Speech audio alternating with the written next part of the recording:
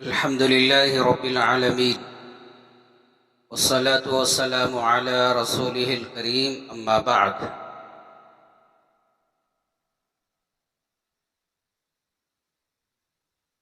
सामिईन इकराम व नाज़रीन इकराम, ख़ासकर ईदुल अज़हा के मौके पर जुम्आ के खुतबे में क़ुरबानी के मसाइल बोलने के लिए वक्त नहीं मिलता, जिसकी वजह से बहुत सारे मसाइल वैसे ही रह जाते हैं। इसलिए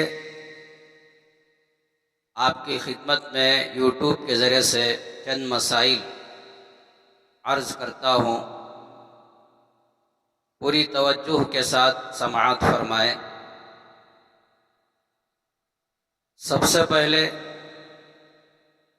क़ुरबानी की फजीलत के सिलसिले में एक 3 रिवायतें या 4 रिवायतें समाअत फरमा लें। नबी करीम सल्लल्लाहु अलैहि वसल्लम ने बयान फरमाया, यौमुन नहर के मौके पर यानी 10 ज़िलहिज्जा के दिन जितने आमाल किए जाते हैं उन तमाम आमाल में अल्लाह के नज़दीक सबसे ज़्यादा महबूब और पसंदीदा अमल किसी जानवर के खून को बहाना है, यानी क़ुरबानी देना है। नबी करीम सल्लल्लाहु अलैहि वसल्लम ने बयान फरमाया, जिस जानवर की क़ुरबानी दी जाती है क़यामत के दिन वो जानवर अपने सींगों और हड्डियों गोश्त के साथ आएगा। नबी करीम सल्लल्लाहु अलैहि वसल्लम ने बयान फरमाया, जिस जानवर को क़ुरबान किया जाता है उस जानवर का खून ज़मीन पर गिरने से पहले उसके गुनाह माफ़ कर दिए जाते हैं। आखिर में फरमाया, अपनी क़ुरबानी खुश दिली से दिया करो।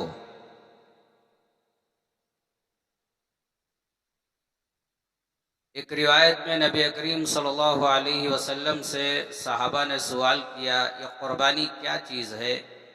आपने बयान फरमाया, सुन्नत अबीकुम इब्राहीम, ये तुम्हारे बाप हज़रत इब्राहीम अलैहिस्सलाम की सुन्नत है। सहाबा ने सवाल किया, इस क़ुरबानी पर हमें क्या मिलने वाला है? तो आपने बयान फरमाया, जिस जानवर की आप क़ुरबानी देते हैं उस जानवर के जिस्म में जितने बाल होते हैं हर बाल के बदले में एक नेकी दी जाती है। फिर सहाबा ने सवाल किया, बाज़ जानवर वो होते हैं जिसमें बाल नहीं होते, ऊन होता है। तो आपने बयान फरमाया, बिकुल्लि शअरतिन मिनस्सूफ़ि हसना, हर ऊन के बदले में एक नेकी अल्लाह देंगे। नबी करीम सल्लल्लाहु अलैहि वसल्लम मदीने मुनव्वरा में 10 साल क़याम फरमा थे। 10 साल के हर साल में आप क़ुरबानी दिया करते थे, पूरी पाबंदी के साथ, एहतिमाम के साथ नबी करीम सल्लल्लाहु अलैहि वसल्लम ने क़ुरबानी का अमल किया। तिरमिज़ी में ये रिवायत है। इसी रिवायत को सामने रखकर सैयदना इमाम आज़म अबू हनीफ़ा रहमतुल्लाह अलैह फरमाते हैं, क़ुरबानी देना वाजिब है, इसलिए कि आप मदीने में पाबंदी के साथ इस अमल को किया है। नबी करीम सल्लल्लाहु अलैहि वसल्लम ने बयान फरमाया, इब्ने माजा में रिवायत है, जिसको अल्लाह ने माल दिया है, साहिब इस्तिताअत है, साहिब निसाब है, इसके बावजूद जो क़ुरबानी ना दे, मन कान लहू सअह वलम युज़ही फला यक़रबन्न मुसल्लाना, आपने बयान फरमाया, माल रखने के बावजूद जो क़ुरबानी ना दे वो ईदुल अज़हा की नमाज अदा करने के लिए ईदगाह को ना आए। इतनी बड़ी तंबीह फरमाई। इसलिए चाहिए कि हर साल पाबंदी के साथ कुर्बानी ज़रूर अदा करना चाहिए, कुर्बानी देना चाहिए।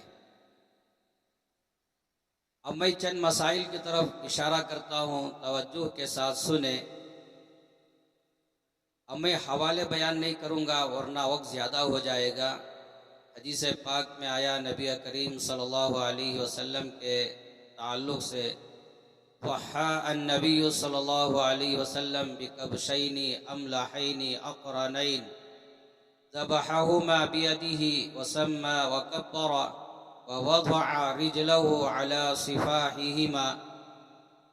इस रिवायत में कई बातें बयान की गई। सबसे पहली बात ये बयान की गई कि नबी करीम सल्लल्लाहु अलैहि वसल्लम हर साल 2 बकरे कुर्बानी दिया करते थे, और वो बकरे भी कैसे थे? मोटे, ताज़े, फरबा, सींगों वाले। इसलिए जब हम कुर्बानी दें तो बेहतरीन जानवर खरीदना चाहिए।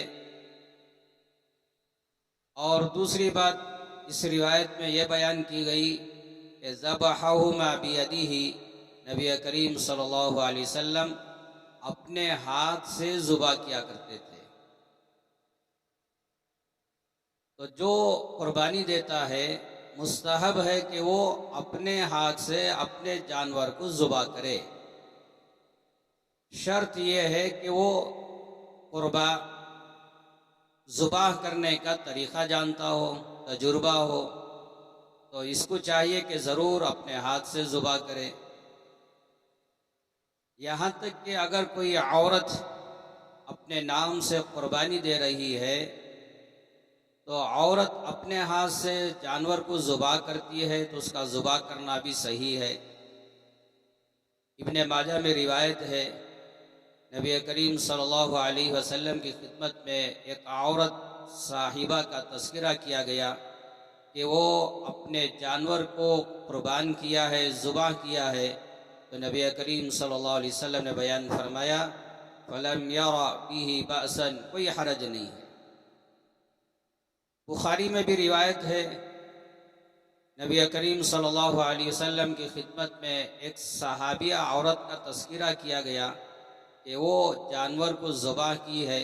तो नबी करीम सल्लल्लाहु अलैहि वसल्लम ने फरमाया, उसका ज़ुबाह किया हुआ जानवर को खाना जायज़ है, खा सकते हैं। इन रिवायतों से पता चला अगर कोई औरत अपने जानवर को अपने हाथ से ज़ुबा करती है, तजुर्बा भी है, तरीक़ा जानती भी है, तो उसका ज़ुबा करना सही है। मगर एक बात याद रख लें कि ये औरत जब ज़ुबाह करे अपने जानवर को तो वहाँ रहने वाले इसके करीबी रिश्तेदार हों, जैसे शोहर है, बेटा है, हकीकी भाई है, वालिद हैं। इस तरह के अगर कोई करीबी रिश्तेदार उस जगह मौजूद हैं तो ऐसी सूरत में, और जानवर को लुढ़काने वाले, जानवर को पकड़ने वाले, ये सब इसके करीबी रिश्तेदार हों, भाई, मामू, बेटा, वालिद, शौहर, इस तरह। अगर इस तरह के माहौल में अगर कोई औरत ज़ुबा करती है तो उसका ज़ुबा करना सही है। अगर कोई औरत ज़ुबा करना ना जानती हो, उसका तरीक़ा ना जानती हो, और आज के माहौल में ये मुश्किल भी है, तो इसको क्या करना चाहिए? तो जब जानवर की कुर्बानी दी जाती है तो कम से कम उसके करीब खड़े होना चाहिए। औरत उस वक्त करीब खड़े हो सकती है जबकि ज़ुबाह किए जाने की जगह उसके करीबी रिश्तेदार हों। अगर कोई अजनबी मर्द है तो जाहिर सी बात है वहाँ खड़ा होना उसके लिए सही नहीं है। एक ज़ईफ़ रिवायत है, नबी करीम सल्लल्लाहु अलैहि वसल्लम ने हज़रत फ़ातिमा से फरमाया, फ़ातिमा, जब आपके नाम का जानवर कुर्बान किया जा रहा हो वैसे वक्त में करीब खड़े हो जा, उस जानवर का खून ज़मीन पर गिरने से पहले अल्लाह तेरे गुनाह माफ़ कर देंगे। हज़रत फ़ातिमा रज़ियल्लाहु अन्हा ने अर्ज़ किया, यह फ़जीलत सिर्फ़ अहले बैत ही के लिए ख़ास है या सब के लिए है? तो आपने फरमाया ये पूरी उम्मत के लिए है। इसलिए मर्द हो या औरत, अगर वो जानवर को ज़ुबा करना नहीं जानते हैं तो ऐसे लोगों को चाहिए कि कम से कम करीब खड़े हो जाए। इस रिवायत में एक और बात बयान की गई, वसम्मा वकब्बरा, नबी करीम सल्लल्लाहु अलैहि वसल्लम जब अपने जानवर को ज़ुबा करते तो बिस्मिल्लाहि वल्लाहु अकबर पढ़ते। इसलिए जानवर को ज़ुबा करते वक्त कम से कम बिस्मिल्लाहि वल्लाहु अकबर इतना कहकर ज़ुबा करना चाहिए। हाँ, एक रिवायत में अबू दाऊद में एक लंबी दुआ भी है, इन्नी वज्जहतु वजहिया लिल्लज़ी फ़तरस्समावाति वल अर्ज़ व अला मिल्लति इब्राहीम हनीफ़ा वमा काना मिनल मुशरिकीन इन्ना सलाती व नुसुकी व महयाया व ममाती लिल्लाहि रब्बिल आलमीन ला शरीक लहू व बिज़ालिका उमिरतु व अना मिनल मुस्लिमीन। इस तरह की लंबी दुआ है। अगर ये पढ़कर ज़ुबा करना चाहते हैं तो दुआ पढ़ें और आखिर में बिस्मिल्लाहि अल्लाहु अकबर कह दें और ज़ुबा करें। अगर इतनी लंबी दुआ याद ना हो तो कम से कम बिस्मिल्लाहि वल्लाहु अकबर इतना कहकर ज़ुबा कर दें। इस रिवायत में एक और बात बयान की गई, ववदअ रिजलहु अला सिफाहिहिमा, नबी करीम सल्लल्लाहु अलैहि वसल्लम जब अपने जानवर को ज़ुबा करते तो अपना पैर जानवर के कोख पर या उसके जबड़े पर रखते, उसके बाद ज़ुबा करते, ताकि ज़ुबा करने के वक्त जानवर को तकलीफ़ ना हो। इसीलिए अमल किया जाता है कि ज़ुबा करने से पहले जानवर के पैरों को हाथों को बांध दिया जाता है। तो बहरहाल ये सब सही है। एक और रिवायत है मुस्लिम में, नबी करीम सल्लल्लाहु अलैहि वसल्लम ने बयान फरमाया, लंबी रिवायत है, इसके आखिर में फरमाया, वइज़ा ज़बहतुम फ़अहसिनु अज़्ज़बहा, जब तुम जानवरों को ज़ुबा करो तो एहसान के साथ करो। यहाँ एहसान का मतलब ये है कि नरमी के साथ, अखलाक के साथ, भलाई के साथ ज़ुबा करो। इसीलिए कहते हैं कि ज़ुबा करने से पहले उसको पानी पिलाओ, उसे सुकून पहुँचाओ। इस तरह तो फरमाया जब ज़ुबा करो तो अच्छी तरह ज़ुबा करो, एहसान के साथ ज़ुबा करो। और फरमाया तुम में से हर एक को चाहिए कि अपनी छुरी तेज़ कर ले, वलियुहिद अहदुकुम शफ़रतहु, और आखिर में फरमाया फल्युरिह ज़बीहतहु, अपने जानवर को सुकून इत्मीनान पहुँचाओ। तो इस रिवायत में बयान फरमाया कि जानवर के साथ एहसान का मामला करो, तो मतलब यही है ज़ुबा करने से पहले उसे सुकून पहुँचाओ, पानी पिलाओ, अखलाक से पेश आओ, उसकी खिदमत करो। और ये भी बात बयान फरमाई कि छुरी तेज़ कर लो, ज़ुबा करने से पहले छुरी तेज़ कर लेना चाहिए, वरना जानवर को तकलीफ होगी। एक मरतबा नबी करीम सल्लल्लाहु अलैहि वसल्लम ने अम्मी जान आयशा रज़ियल्लाहु अन्हा से फरमाया कि आयशा छुरी तेज़ करके लाओ ताकि मैं आसानी के साथ जानवर को ज़ुबा करो। मुस्लिम में रिवायत है। एक रिवायत में यूँ भी आया है कि हज़रत उमर रज़ियल्लाहु अन्हु ने एक आदमी को देखा कि वो जानवर के सामने छुरी को तेज़ कर रहा है। हज़रत उमर रज़ियल्लाहु अन्हु ने उसे दुर्रे से मारा और कहा कि जानवर के सामने छुरी तेज़ करते हो, जानवर को तकलीफ़ होगी, इसलिए जानवर के सामने छुरी तेज़ नहीं करना चाहिए। और आखिर में इस रिवायत में ये भी बयान फरमाया फल्युरिह ज़बीहतहु, अपने जानवर को सुकून पहुँचाओ। उलमा ने लिखा है कि जब जानवर को ज़ुबाह कर दिया जावे तो उसे अपनी हालत पर छोड़ देना चाहिए ताकि वो ठंडा हो जाए, उसकी जान मुकम्मल निकल जाए। आजकल क्या होता है, ज़ुबाह करते ही फ़ौरन चमड़ा छीलना शुरू कर देते हैं। ये जुल्म है, ज़्यादती है जानवरों पर।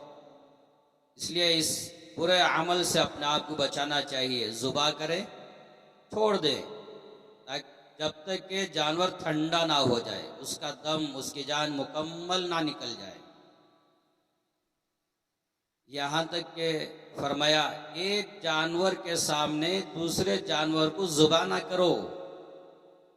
एक जानवर के सामने, एक गाय के सामने दूसरा गाय, एक बैल के सामने दूसरा बैल, एक बकरे के सामने दूसरा, इसी तरह एक बकरे के सामने दूसरा बकरा। एक जानवर के सामने दूसरे जानवर को ज़ुबा ना करो। क्यों? जब जानवर देखेगा कि उसको ज़ुबा किया जा रहा है, उसका गला काटा जा रहा है, इसे तकलीफ होगी। इसलिए फरमाया कि एक दूसरे के सामने ज़ुबा ना करो। इसी तरह उलमा ने लिखा है, जिस जानवर को आप ज़ुबा करना चाहते हैं उस जानवर को अखलाक से लेकर आओ। खींचते हुए, पैर पकड़ते हुए इस तरह लेकर नहीं आना चाहिए। इस तमाम बातें उलमा ने किताबों में लिखी हैं। खैर, चंद मसले मैं आपके सामने आपकी खिदमत में अर्ज़ करता हूँ, तवज्जो के साथ सुने। अब तक जो बातें बता रहा था ये हदीसों के सिलसिले में, हदीसों के ज़ैल में आपको बता रहा था। अब मैं हर बात को हदीस पेश करूं तो वक्त ज़्यादा हो जाएगा, इसलिए मैं नंबरवार चंद मसले आपकी खिदमत में अर्ज़ कर देता हूं, तवज्जो के साथ सुने। नंबर 1, कुर्बानी कब देना? तो जाहिर सी बात है 10 ज़िलहिज्जा की सुबह जब ईदुल अज़हा की नमाज अदा हो जाए उस वक्त से लेकर 10 ज़िलहिज्जा, 11 ज़िलहिज्जा, 12 ज़िलहिज्जा, जब 12 ज़िलहिज्जा की मगरिब आती है, मगरिब आने से पहले सूरज गुरूब होता है, सूरज गुरूब होने से पहले पहले तक कुर्बानी देना जायज़ है। यूँ समझे 3 दिन कुर्बानी देना जायज़ है। अब्दुल्ला बिन उमर रज़ियल्लाहु अन्हुमा फरमाते हैं, अल अज़हा यौमानी बअदा यौमिल अज़हा, 10 ज़िलहिज्जा के बाद भी 2 दिन तक कुर्बानी देना जायज़ है। इसलिए 10 ज़िलहिज्जा, 11 ज़िलहिज्जा, 12 ज़िलहिज्जा की मगरिब से पहले पहले तक कुर्बानी देना जायज़ है। नंबर 2 या नंबर 3 समझे, हदीस पाक में नबी करीम सल्लल्लाहु अलैहि वसल्लम ने बयान फरमाया कि ईदुल अज़हा जल्दी करो, ईदुल फितर थोड़ा ताख़ीर से पढ़ो। ईदुल अज़हा की नमाज जल्दी पढ़ो, ईदुल फितर की नमाज थोड़ी ताख़ीर से पढ़ो। हदीस पाक में नबी करीम सल्लल्लाहु अलैहि वसल्लम का अमल भी आया है। ईदुल फितर के मौके पर कुछ खाकर, खजूर वगैरह खाकर ईदगाह जाते थे और ईदुल अज़हा की नमाज अदा करने के लिए कुछ खाए बगैर जाया करते थे। खाए बगैर ईदुल अज़हा की नमाज अदा करने के लिए जाते थे। इसलिए ईदुल अज़हा की नमाज जल्दी पढ़ना चाहिए। नंबर 4, हज़रत अली रज़ियल्लाहु अन्हु हर साल ईदुल अज़हा के मौके पर 2 जानवर कुर्बान करते थे, 2 जानवरों की कुर्बानी दिया करते थे। पूछने वालों ने पूछा, आप क्यों यह अमल करते हैं? हज़रत अली रज़ियल्लाहु अन्हु ने फरमाया, एक जानवर मैं अपने नाम से अदा करता हूँ और दूसरा जानवर नबी करीम सल्लल्लाहु अलैहि वसल्लम के नाम से कुर्बानी देता हूँ।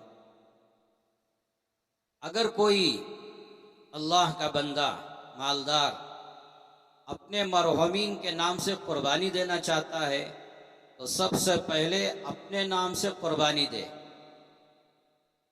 हर साल अपने नाम से कुर्बानी दे।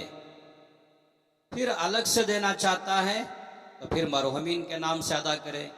ऐसा नहीं है कि मुझ पर कुर्बानी वाजिब है, मैं अपने नाम से कुर्बानी देने के बजाय मरहूमीन के नाम से दे रहा हूँ, तो यह गलत है। मैं अपने नाम से पहले कुर्बानी देना, फिर उसके बाद अपने मरहूमीन के नाम से कुर्बानी देना। अगर कोई आदमी मरने से पहले वसीयत किया, अगर मैं मर गया तो मेरे बाद मेरे नाम से कुर्बानी देना, इस तरह वसीयत करके अगर कोई मर गया तो उसके नाम से कुर्बानी देना चाहिए। मगर उसके गोश्त का हिस्सा मुकम्मल तकसीम कर देना चाहिए गरीबों में। किसी ने वसीयत नहीं की, कोई अपनी मर्जी से, अपनी ख्वाहिश, अपनी खुशी से किसी मरहूमीन के नाम से कुर्बानी देना चाहता है, तो ये जानवर का गोश्त या ये हिस्सा हर एक भी इस्तेमाल कर सकते हैं, खा सकते हैं। नंबर 5, जिस जानवर को आपने ख़रीदा है अगर वो हामिला है, गौब है, तो कोई हरज नहीं है, तो उसकी कुर्बानी देना चाहे तो कुर्बानी दे सकते हैं। नंबर 6, जानवर को ख़रीद कर लेकर आ गए, ख़रीद कर लाने के बाद जानवर से फ़ायदा नहीं उठाना चाहिए। मिसाल के तौर पर दूध देने वाली गाय है, उसको लेकर आ गए, अब उसके दूध से फ़ायदा उठा रहे हैं कि दूध निकाला और उसको बेच दिए और वो पैसे इस्तेमाल कर रहे, नहीं। अगर दूध भी आ रहा है तो वो दूध भी सदका कर देना बेहतर है, मुनासिब है। तो कुर्बानी के जानवरों से फ़ायदा नहीं उठाना चाहिए। नंबर 7, कुर्बानी अदा कर दिए, जब गोश्त तकसीम करने का नंबर आए, अगर आपके घर के पास, आपके दुकान के पास कोई गैर मुस्लिम काफिर भी आता है तो कुर्बानी का गोश्त उसको देना जायज़ है। आप खुद जाकर उनके घरों में ना दो। जब वो काफिर आपके घर के पास आ रहा है तो कुर्बानी का गोश्त उसको देना जायज़ है, कोई हरज नहीं है। नंबर 8, जानवर का चमड़ा सबको दे सकते हैं, मालदार हो, गरीब हो, सയ്यद हो, कोई भी हो, मुअज्जिन हो, इमाम हो, और जानवर का चमड़ा हर एक को देना जायज़ है। जैसे गोश्त हर एक को देना जायज़ है, चमड़ा हर एक को देना भी जायज़ है। हाँ, मदारिस के हवाले करो, ये सबसे बेहतर और अफजल है।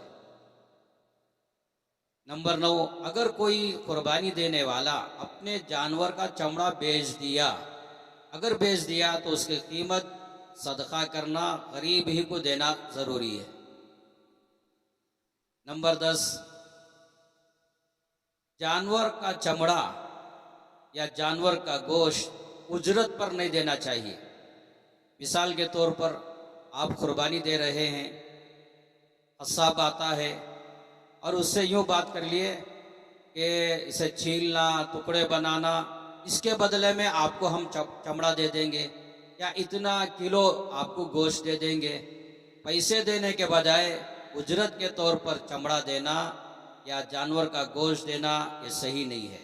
अलग से पैसे दे, तो उजरत पर ये चीज़ें हवाले ना करें।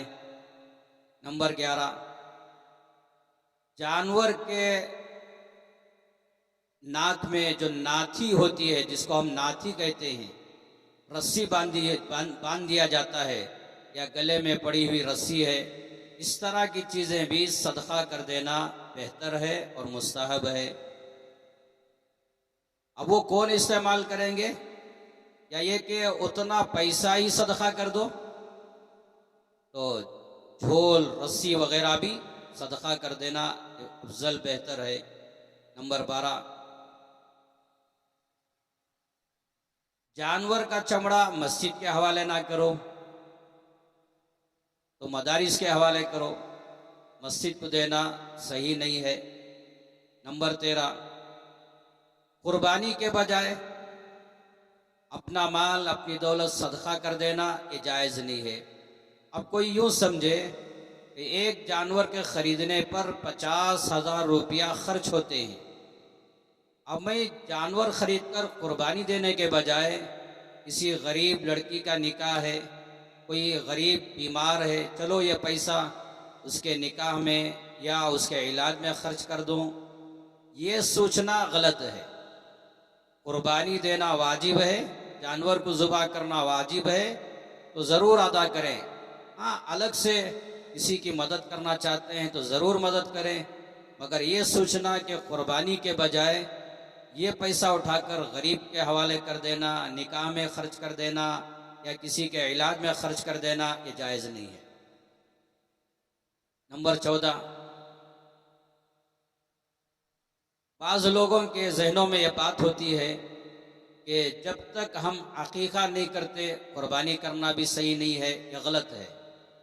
अकीक़ा हो या ना हो, कुर्बानी देना वाजिब है।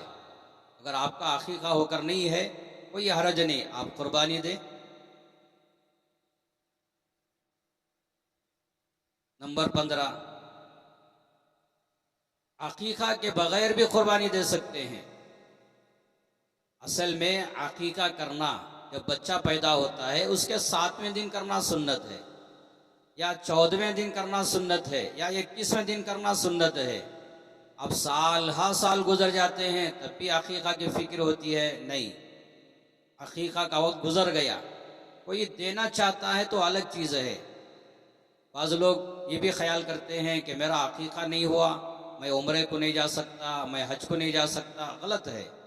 अकीक़ा हो या ना हुआ हो, उम्रा अदा कर सकते हैं, हज को जा सकते हैं। इसी तरह अकीक़ा नहीं हुआ तो कोई बात नहीं, कुर्बानी देना वाजिब है, कुर्बानी ज़रूर दे। नंबर 16, किन जानवरों की कुर्बानी देना?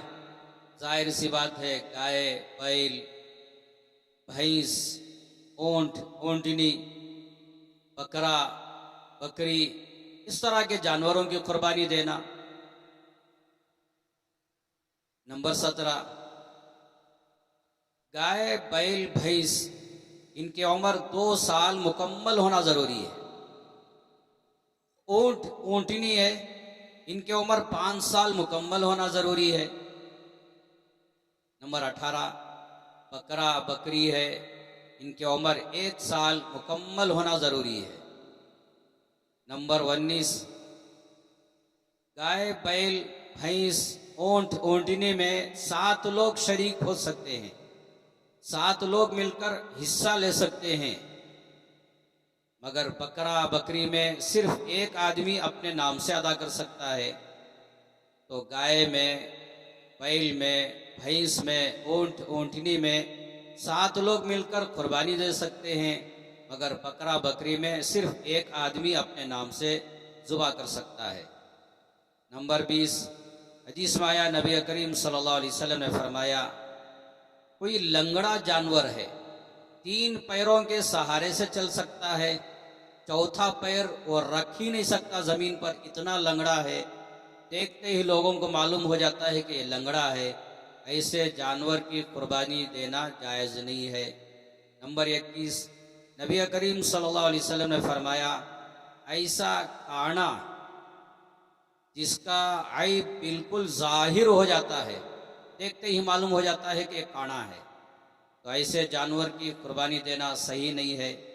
नंबर 22, नबी करीम सल्लल्लाहु अलैहि वसल्लम ने फरमाया, ऐसा बीमार जानवर जो अपना घास भी नहीं खा सकता, इतना बीमार है, अपना चारा भी नहीं खा सकता, ऐसे जानवर की कुर्बानी देना जायज़ नहीं है।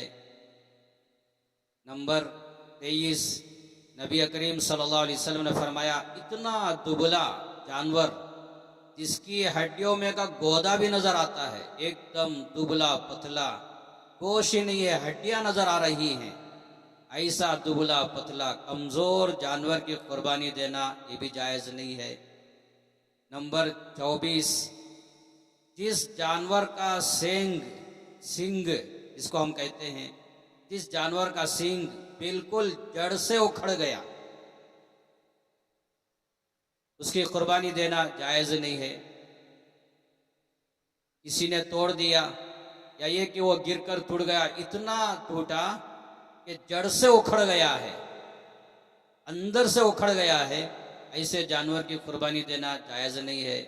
नंबर 25, जिस जानवर के सींग पैदाइशी ना हो, ऐसा जानवर है पैदाइशी सींग नहीं है, जब वो पैदा हुआ बगैर सींगों के पैदा हुआ, या ये के सींग थे थोड़ा सा हिस्सा कट हो गया है, ऐसे जानवर की कुर्बानी देना जायज़ है। नंबर 26, जिस जानवर के पैदाइशी कान ना हो, वो जानवर ऐसी हालत में पैदा हुआ कि कान ही नहीं थे, ये तो ऐबदार है। तो इसकी कुर्बानी देना जायज़ नहीं। या ये कि पैदाइशी तौर पर कान हैं, छोटे छोटे कान हैं, तो इसकी कुर्बानी देना जायज़ है। या ये कि कान थे मगर थोड़ा सा कट हो गया है, यूं समझे जानवर का जो कान है उसको 3 हिस्सों में डिवाइड करें, 3 हिस्सों में तकसीम करें। अगर एक हिस्सा या उससे कम टूट गया है तो वो जानवर की कुर्बानी देना जायज़ है। अगर एक हिस्सा से ज़्यादा कट हो गया है तो वो आयबदार है, वो जानवर की कुर्बानी देना जायज़ नहीं है। नंबर 27, ये मसला अच्छी तरह समझें। आजकल बहुत चल रहा है कि घरों के अंदर तरतीबवार कुर्बानी देते हैं, तरतीबवार। मिसाल के तौर पर मेरे घर में 5 आदमी हैं, एक साल बकरा लेकर आया, मैं अपने नाम से देता हूँ। एक और साल बकरा लेकर आता हूँ, मैं अपनी बीवी के नाम से देता हूँ। एक और साल बकरा लेकर आता हूँ, बाप के नाम से देता हूँ। एक और साल बकरा लेकर आता हूँ, किसी और के नाम से देता हूँ। तो तरतीबवार कुर्बानी देते हैं।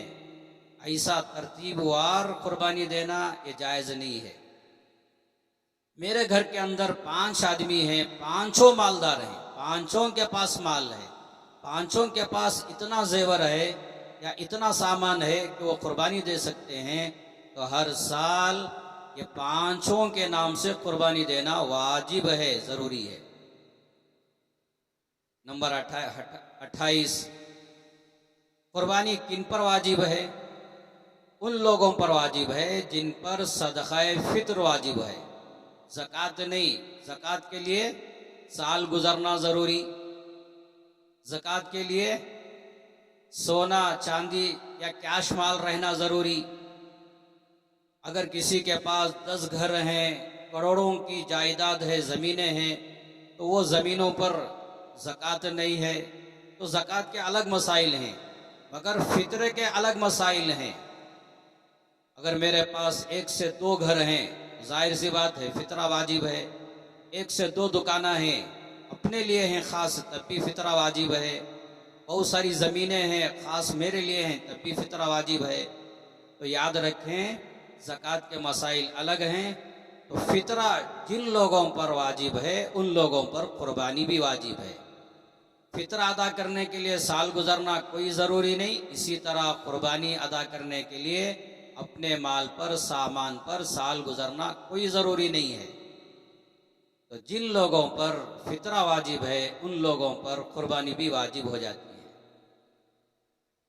नंबर 29, एक आदमी है, उस पर कुर्बानी वाजिब नहीं है, मगर वो अपने शौक से, मोहब्बत में आकर, अपनी ख्वाहिश से, अपनी मर्जी से जानवर खरीद कर कुर्बानी देना चाहता है, तो कोई हरज नहीं, दे सकता है। मिसाल के तौर पर मुझ पर कुर्बानी वाजिब नहीं है, मैं अपनी मर्जी से कुर्बानी देना चाहता हूँ, जानवर खरीद लिया कुर्बानी देने के लिए। अब वो जानवर की कुर्बानी देना वाजिब हो गया, मुझ पर वाजिब नहीं था, मगर मैं अपनी खुशी से जानवर खरीद लिया। खरीदने के बाद उस जानवर की कुर्बानी देना वाजिब हो जाता है। नंबर 30, मुसाफिर पर कुर्बानी वाजिब नहीं है। सफ़र में चले गए तो कुर्बानी वाजिब नहीं है, वाजिब तो नहीं है। अगर वो सफ़र करने वाला अपने मकाम में रहने वाले भाई को या रिश्तेदार को कह दिया कि मेरा पास माल है, अब तो मोबाइल का ज़माना है ना, मोबाइल के ज़रिए से भी पैसे भेज सकते हैं।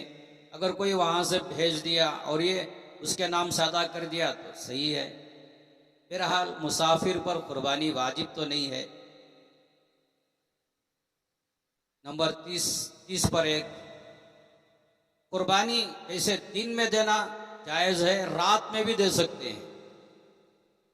पहले ज़माने में करंट का सिस्टम नहीं था, करंट नहीं था, रात आती तो चराग इस्तेमाल करते या कोई और चीज़ इस्तेमाल करते।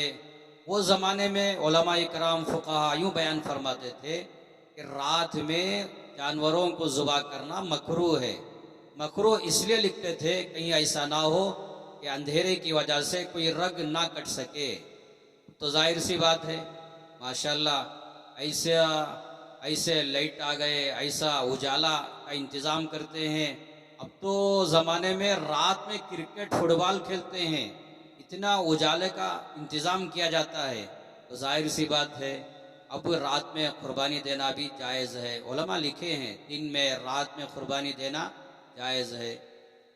नंबर 30 पर दो, जिस जानवर के दांत बिल्कुल ना हो, ऐसा जानवर खरीद कर लाए एक दांत भी ना नहीं है, या ये के दांत तो हैं मगर अक्सर दांत झड़ गए हैं, ऐसे जानवर की कुर्बानी देना जायज़ नहीं है। तो ऐसा जानवर जिसके दांत ही नहीं है, क्या ये के ज्यादा दांत झड़ गए हैं, गिर गए हैं, ऐसे जानवर की कुर्बानी देना जायज़ नहीं है। नंबर 30 जिस जानवर को खसी कर दिया जाता है, उसकी आप समझ जाएं, उसकी ख्वाहिशात को ख़त्म कर दिया जाता है। मैं और क्या लफ्ज़ इस्तेमाल करूं, उसकी मर्दानियत को ख़त्म कर दिया जाता है। चलिए, उसकी मर्दानियत को ख़त्म कर दिया गया, खसी बना दिया गया, ये ऐसा जानवर ये ऐबदार नहीं है, ऐसे जानवर की कुर्बानी देना जायज़ है। बल्कि नबी करीम सल्लल्लाहु अलैहि वसल्लम ने खसी जानवर की कुर्बानी दी है, और खसी जानवर की कुर्बानी देना अफजल और बेहतर है, तो जायज़ है। नंबर 30 कुर्बानी का गोश्त कैसे तकसीम करें, तो जाहिर सी बात है माशाल्लाह माहौल है, उसके 3 हिस्से बनाए जाते हैं। एक अपने लिए, घर वालों के लिए, दूसरा हिस्सा रिश्तेदारों के लिए, तीसरा हिस्सा गरीबों, मिस्किनों, मोहताजों के लिए। सही है, उलमा ने लिखा है कि 3 हिस्से बनाए जाएं। बल्कि कुरान के अंदर सूरह हज के अंदर अल्लाह ने बयान फरमाया फ़कुलू मिन्हा वातिमुल बाइसल फ़कीर। फिर एक चंद आयतों के बाद फिर अल्लाह ने कहा फ़कुलू मिन्हा वातिमुल क़ानिअ वल मुअतर, ये खुद भी खाओ, फ़कीरों को भी खिलाओ। यहाँ तक अल्लाह ने कहा जो सवाल करने के लिए नहीं आते आपके घरों के पास, भीख मांगने के लिए नहीं आते, अपने घरों में बैठे हुए, अल्लाह कहते हैं उन तक भी लेकर जाओ, पहुंचाओ, उनको भी खिलाओ। जो सवाल करते हैं, भीख मांगने के लिए आते हैं, उनको भी खिलाओ। जाहिर सी बात है खुद भी खाना, रिश्तेदारों को भी देना, गरीबों मिस्किनों को भी देना, जो सवाल नहीं करते उन तक भी पहुंचाना, अल्लाह कुरान में कहा है। अगर कोई आदमी पूरा गोश्त अपने लिए ही इस्तेमाल करना चाहता है तब भी जायज़ है, कोई हरज नहीं है। नंबर 30 बाज़ लोग ऐसे हैं उन पर कुर्बानी वाजिब नहीं रहती। मिसाल के तौर पर गुज़िश्ता साल मैंने अपने नाम से कुर्बानी दिया, मुझ पर वाजिब थी, मैंने अदा कर दिया। अब इस साल मेरे पास माल नहीं है, जाहिर सी बात है मुझ पर कुर्बानी वाजिब नहीं, मगर मैं क्या करता हूँ, हर साल में कुर्बानी अदा करते हुए आ रहा था। अब इस साल अगर मैं अदा ना किया तो लोग क्या कहेंगे, शर्म के मारे, अपनी इज्जत को बचाने के लिए किसी से कर्ज लेकर या ज़बरदस्ती कुर्बानी देता हूँ ताकि लोगों में जलील ना हो, रुस्वा ना हो। ये कोई शर्म की बात नहीं है। गुज़िश्ता साल माल था तो कुर्बानी दिया, इस साल माल नहीं है तो कुर्बानी वाजिब नहीं, इसमें शर्म की बात क्या है। इसलिए लोगों को दिखाने के लिए कर्ज मांग कर या अपनी इज्जत को बचाने के लिए शर्म के मारे कुर्बानी दे रहे हैं, तो उलमा ने लिखा है ऐसी कुर्बानी देना दुरुस्त नहीं है। हाँ, अगर कोई यकीन है मैं कर्ज लेने के बाद फौरन उनका माल बाद में अदा कर सकता हूँ, तब तो गुंजाइश है, कर्ज लेकर कुर्बानी दे मगर फौरन अदा करे। नंबर 30 घर के अंदर शौहर है, बीवी है, शौहर के पास माल नहीं है, औरत के पास माल है, तो औरत कुर्बानी देना वाजिब है। औरत के पास माल नहीं है, शौहर के पास माल है, तो शौहर कुर्बानी देना वाजिब है। बहुत सारे घरों में क्या होता है, शौहर के पास माल नहीं रहता, औरत के पास माल रहता है, जैसे जेवरात रहते हैं, तब भी कुर्बानी नहीं देते। शौहर के पास माल नहीं है तो वाजिब नहीं, मगर औरत के पास तो माल है, तो औरत ज़रूर अपने नाम से कुर्बानी देना चाहिए। अब औरत कहाँ से दे, या तो अपना कुछ थोड़ा सा माल बेचकर कुर्बानी दे, या शौहर एहसान के तौर पर अपनी बीवी के नाम से कुर्बानी अदा कर दे, तो बहरहाल औरत कुर्बानी देना वाजिब है। नंबर 30 नाबालिग बच्चे हैं, बच्चियां हैं, इनके नाम से कुर्बानी देना वाजिब तो नहीं है। अगर कोई माँ बाप अपनी तरफ से अपना हक अदा करने के बाद फिर एक्स्ट्रा अपने बच्ची नाबालिग बच्चों के नाम से, बच्चियों के नाम से कुर्बानी देना चाहते हैं तो दे सकते हैं। नंबर 30 हुजूर अकरम सल्लल्लाहु अलैहि वसल्लम के नाम से कुर्बानी देना ये भी जायज़ है। बाज़ लोग क्या करते हैं, मिसाल के तौर पर मुझ पर कुर्बानी वाजिब है, मैं अपने नाम से कुर्बानी देने के बजाय बकरा खरीद कर हुजूर के नाम से देता हूं, यह गलत है। मैं अपने नाम से देना वाजिब है, मेरा हक अदा होने के बाद दूसरा बकरा खरीदूं वो हुजूर के नाम से दूं, ये जायज़ है। तो मैं अपने नाम से दिए बगैर हुजूर के नाम से देना ये सही नहीं है। नंबर 30 कुर्बानी के जानवर में हिस्सा, अकीके का हिस्सा लेना भी सही है। 7 हिस्से हैं, गाय में, बैल में, भैंस में, ऊंट ऊँटनी में 7 हिस्से हैं। अगर कोई अल्लाह का बंदा 4 हिस्से 5 हिस्से कुर्बानी के, 2 या 3 हिस्से अकीका के इस तरह कर ले तो जायज़ है। तो कुर्बानी के जानवर में अकीका शामिल करना ये भी सही है। नंबर 40 अकीके का गोश्त सब खा सकते हैं। घरों में, लोगों में ये रिवाज चल पड़ा है कि अकीके का गोश्त माँ बाप, नाना नानी, दादा दादी ये नहीं खा सकते, ये गलत है।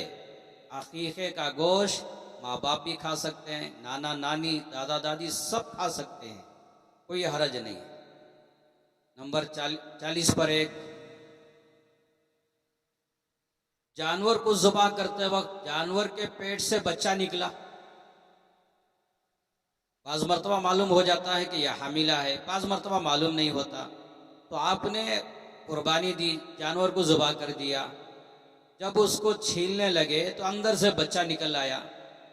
अगर वो अंदर का बच्चा मरा हुआ है उसको खाना जायज़ नहीं है, उसे किसी जगह दफन कर दें। अगर अंदर का बच्चा जिंदा निकल के आया तो फौरन ज़ुबा कर दें, ज़ुबा करने के बाद उसको खाना हलाल है, जायज़ है। नंबर 40 को 2 जानवरों में 5 चीज़ें हैं जिनको खाना जायज़ नहीं है, मकरूह है, तंज़ीह है। जानवरों में चाहे वो बकरा हो, बकरी, गाय हो, बैल हो, बहरहाल जानवरों में 5 चीज़ें ऐसी हैं जिन वो चीज़ें खाना जायज़ नहीं है। नंबर 1 बहता हुआ खून, जायज़ नहीं। नंबर 2 गुदूद, कुरैशी लोगों से, कस्साब लोगों से पूछें गुदूद क्या चीज़ है, ये भी जायज़ नहीं। नंबर 3 मसाना, ये भी जायज़ नहीं। नंबर 4 पित्ता, वो भी हलाल नहीं। नंबर 5 नर जानवर, बकरी हो, गाय हो, ऊँटनी हो, इसकी शर्मगा, ये भी जायज़ नहीं। नंबर 6 मादा, बैल, भैंस, बकरा, इसकी शर्मगा, ये भी जायज़ नहीं। नंबर 7 कपूर है, ये भी जायज़ नहीं। ये खाना इस्तेमाल करना मकरूह है, तंज़ीह है, इसलिए ये चीज़ें हरगिज़ नहीं खाना चाहिए। जो चीज़ें खाना जायज़ नहीं वो बेचना भी सही नहीं, गलत है। नंबर 40 पर 3 कलीजी खाना हलाल है, तिल्ली खाना हलाल है, ओजड़ी खाना हलाल है, बोटी खाना हलाल है। नंबर 40 पर 5 कुर्बानी के दिनों में जो कस्साब कुरैशी लोग आपके घरों में आते हैं, जानवर को ज़ुबा तो आप करेंगे, वो चमड़ा छीलेंगे, टुकड़ा बनाएंगे टुकड़े बनाएंगे वगैरह। जो कुरैशी कस्साब लोग आपके घरों में आकर जानवर को ये अमल करते हैं, कुर्बानी के दिनों में क्या होता है, 1000 खाना जिसको कहते हैं वो चुरा के लेके चले जाते हैं, आपको पता ही नहीं चलता, चोरी कर लेते हैं, फौरन हजम हो जाता है। एक तो चोरी करना कितना बड़ा जुर्म है, और बताए बगैर लेकर जाना, वो भी कुर्बानी के जानवर में, अल्लाह अकबर। तो चोरी करना हराम है। और आप तो इतना बड़ा जुर्म कर रहे हैं, इसलिए 1000 खाना हरगिज़ चोरी ना करें। आपको लेना ही है, उनसे लेना ही है, तो उनसे कहो कि ये 1000 खाना हम ही हदिया दे दें, या ये हिस्सा हम ही दे दें, उजरत में नहीं, हदिया दे दें। अगर वो खुशी से दे रहे हैं तो लेकर जाइए, अगर नहीं दे रहे हैं तो उनका है, उनको हवाले कर दें। तो चोरी करते हैं, चोरी करना हराम है, ये बहुत बड़ा जुल्म है, इस गुनाह से अपने आप को बचाना चाहिए। नंबर 40 पर 5, कुर्बानी का गोश्त। शुरू में नबी करीम सल्लल्लाहु अलैहि वसल्लम ने फरमाया था कि कुर्बानी का गोश्त 3 दिन के अंदर खा लेना, 3 दिन के बाद खाना। शुरू में अल्लाह के नबी सल्लल्लाहु अलैहि वसल्लम ने मना किया था, बाद में इजाज़त दे दी कि फ़कुलू वत्तखिरू वतसद्दक़ू, कि कुर्बानी का गोश्त खाओ, ज़ख़ीरा बना के रखो, महीने महीने रख के खाओ, कोई हरज नहीं, हफ्ते हफ्ते रख कर खाओ, कोई हरज नहीं। जैसे आजकल हमारे माशरे में, घरों में रिवाज है, कबाब डालकर सुखाकर महीने महीने खाते हैं, कोई हरज नहीं है। नबी करीम सल्लल्लाहु अलैहि वसल्लम ने इजाज़त दे दी आखिर में कि खा भी सकते हैं, ज़ख़ीरा बना के स्टॉक भी रख सकते हैं, और कुर्बानी का गोश्त दूसरों को भी देना चाहिए, हदिया भी करना चाहिए। तो इस तरह के बहुत सारे मसाइल आपकी खिदमत में अर्ज़ किया। एक एक मसला तवज्जो के साथ सुने, और भी बेशुमार मसाइल हैं, वक्त भी ज़्यादा हो गया, तो जो आपकी खिदमत में अर्ज़ नहीं किया, अगर कोई डाउट रहा उलमा से पूछें, अपने मसाइल को हल करें, और शरीयत के मुताबिक, सुन्नत के मुताबिक कुर्बानी देने वाले बने, और शरीयत के मुताबिक अपना हर अमल करने वाले बने। एक आखिरी बात, एक हदीस सुनाकर अपनी बात ख़त्म कर देता हूँ। बहुत सारे लोग ऐसे भी हैं जिनके पास माल नहीं, गरीब हैं, मोहताज हैं, ज़रूरतमंद हैं, मगर दिल में ख्वाहिश होती है, काश मेरे पास माल होता, दौलत होती, मैं भी कुर्बानी देता। तो ऐसे गरीब, मोहताज, ज़रूरतमंद, दिल में मोहब्बत रखने वाले कि मैं भी कुर्बानी दूँ, मैं भी कुर्बानी दूँ, ऐसे लोगों के बारे में नबी करीम सल्लल्लाहु अलैहि वसल्लम ने एक बशारत सुनाई है। ऐसे लोग क्या करना चाहिए? गरीब, ज़रूरतमंद, मोहताज, दिल में शौक़ है मगर कुर्बानी देने की ताकत नहीं है, ऐसे लोगों के बारे में अबू दाऊद, नसाई में रिवायत है, अबू दाऊद शरीफ, नसाई शरीफ में रिवायत है कि अब्दुल्ला बिन आमर रज़ियल्लाहु अन्हुमा रिवायत फरमाते हैं, एक सहाबी आए, जब अल्लाह के पैगम्बर अलैहिस्सलाम ने बयान फरमाया, उमिरतु बियौमिल अज़हा ईदन जअलहुल्लाहु लिहाज़िहिल उम्मा, ईदुल अज़हा को मैं अपनी उम्मत के लिए ईद का दिन करार देता हूँ। तो ईदुल अज़हा मेरी उम्मत के लिए ईद है, और क़ुरबानी की फजीलत बयान फरमाई। तो एक गरीब सहाबी खड़े हो गए और अर्ज़ किया, या रसूल अल्लाह, मेरे पास एक मनीहा जानवर है, क्या मैं उस जानवर की कुर्बानी दे दूं? मनीहा जानवर किसको कहते हैं?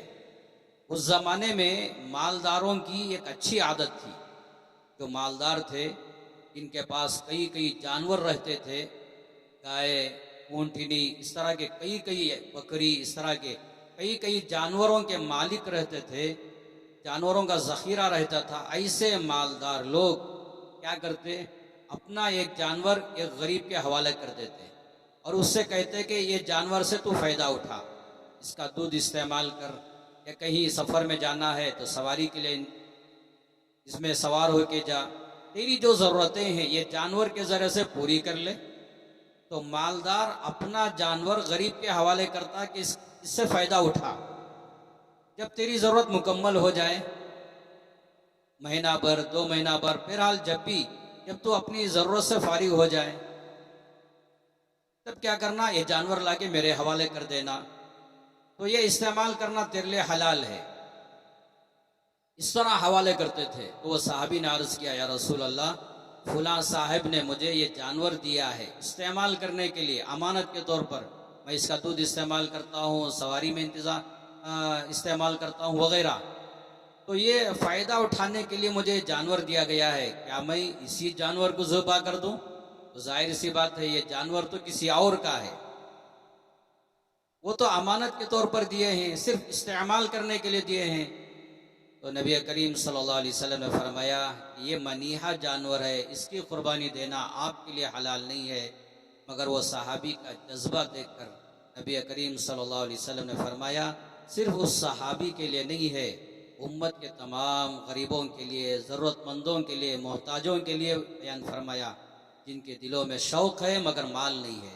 तो क्या बयान फरमाया आपने? बयान फरमाया खुज़ मिन शारिका व अज़फ़ारिका व तक़ुस्सु शारिबका व तहलिक़ आनतका फ़ज़ालिका तमामु उज़हियतिका इंदल्लाह। नबी करीम सल्लल्लाहु अलैहि वसल्लम ने फरमाया जब ईदुल अज़हा आ जाए, कुर्बानी का वक्त आ जाए, तब क्या करना? अपने बालों को कट कर लो, सर के बाल कट कर लो और अपने नाखूनों को कट कर लो, अपनी मूंछ को कम कर लो, कट कर लो, अपने बगल के बाल साफ कर लो, दीगर बाल साफ कर लो। नबी करीम सल्लल्लाहु अलैहि वसल्लम ने फरमाया ये आमाल कर लो ईद के मौके पर, कि अपने बाल कट कर लेना, नाखून कट कर लेना और बगल के बाल साफ कर लेना, दीगर बाल साफ कर लेना। इस तरह ये आमाल तुम करोगे, फ़ज़ालिका तमामु उज़हियतिका इंदल्लाह, अल्लाह के नज़दीक आपको भी कुर्बानी का सवाब दे दिया जाएगा। अल्लाह अकबर। इसलिए जो गरीब लोग कुर्बानी देने की ताकत नहीं रखते, ऐसे लोग क्या करना चाहिए? ईदुल अज़हा के दिन अपने जिस्म की सफाई कर लें और उम्मीद रखें कि इंशाअल्लाह अल्लाह जल्ले जलालुहु हमको भी कुर्बानी का सवाब देंगे। तो मैंने आपका वक्त ज़्यादा भी ले लिया, बहुत सारे अहम मसाइल थे जो आपकी खिदमत में अर्ज़ कर दिया। शुरू में मैंने कहा कि जुमुआ के दिन इतने मसाइल आपके सामने बयान करना जाहिर सी बात है मुश्किल है, इसलिए आपकी खिदमत में आके ये अर्ज़ कर दिया हूँ। आप भी सुने और दूसरों को खूब शेयर करें ताकि ईदुल अज़हा से पहले पहले ये तमाम मसाइल सुनकर सही अपनी कुर्बानी अदा करें। अल्लाह से दुआ फरमाए अल्लाह ताला आपकी कुर्बानी, हम सब की कुर्बानी को कबूल फरमाए। अल्लाह ताला हम सब को हज बैतुल्लाह नसीब फरमाए। ईदुल अज़हा की अभी से आपकी खिदमत में मुबारकबादी पेश करता हूँ। अल्लाह ताला हम सब को बार बार ईदैन की खुशियाँ नसीब फरमाए। आमीन। अस्सलामु अलैकुम व रहमतुल्लाहि व बरकातुहू।